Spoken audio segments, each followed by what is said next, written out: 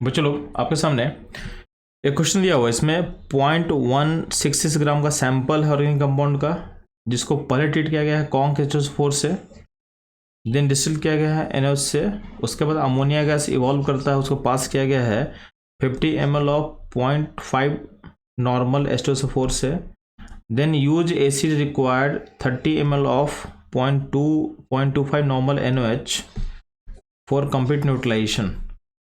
तो आपको percent nitrogen निकालना है इस ऑर्गेनिक कंपाउंड में। तो बेसिकली क्वेश्चन बच्चों लोग जल्दाल मेथड से लिया हुआ है।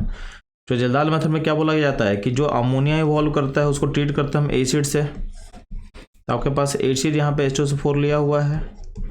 इस एसिड का नॉर्मलिटी को हम N1 बोल देते हैं नॉर्मलिटी को, और वॉल्यूम को V1 बोल देते हैं ml में। अभी जो नॉर्मली एसिड होता है एक्सेस में ले रहे हैं, यहाँ पे एक्सेस में लेते हैं। तो अमोनिया का नेचर बेसिक होता है, तो कुछ एसिड क्या होगा आपके अमोनिया से रिएक्ट करके सॉल्ट बनाएगा, और कुछ एसिड क्या होगा अनयूज्ड बच जाएगा। अब जो अनयूज्ड एसिड बचेगा उसको न्यूट्रलाइज करने के लिए यानी उसको एस्टिमेट करने के लिए हम बेस यूज करते हैं। यहाँ बेस लिया हुआ है NaOH। इस बेस का नॉर्मलिटी को आप N2 मान लो, वॉल्यूम को V2 मान लो, V2 ml में होना चाहिए। तो इस तरीके से ये होता है जल्दाल मेथड। और इसमें नाइट्रोजन को एस्टिमेट करने का जो फॉर्मूला निकलता है परसेंट N इक्वल टू होगा 1.4 N1V1 एसिड के लिए माइनस N2V2 बेस के लिए divided by weight of sample in gram. तो ये बेसिकली आएगा 1.4।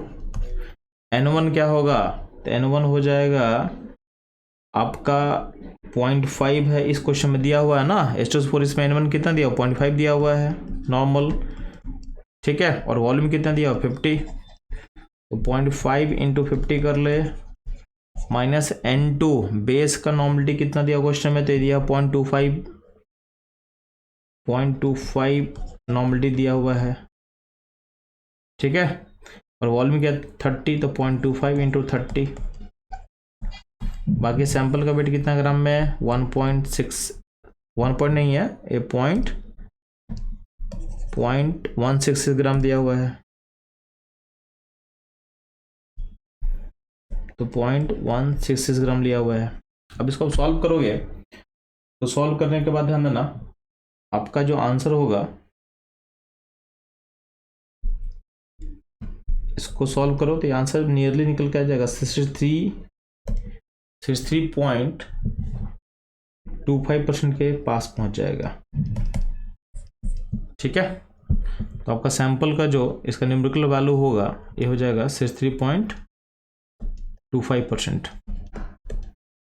अगर इस क्वेश्चन में अगर आपसे बोल दा कि नियरेस्ट इंटीजर क्या होता, तो नियरेस्ट इंटीजर हो जाता 63, और अगर डेसिमल भी इंक्लूड करना होगा तो आप लिखोगे 63.25 लिखोगे। तो बच्चों लोग ये था इस क्वेश्चन का सॉल्यूशन। बेसिकली क्वेश्चन कहाँ से लिया हुआ था, जल्दाल मेथड से लिया हुआ था। तो आपको सिंपली क्या करना है, आपको सिंपली इस टॉपिक को रिकैप कर लेना है, और इसे क्वेश्चन बनाने में सिंपल क्या करना है, मोल कॉन्सेप्ट का एप्लीकेशन से क्वेश्चन बन जाएगा।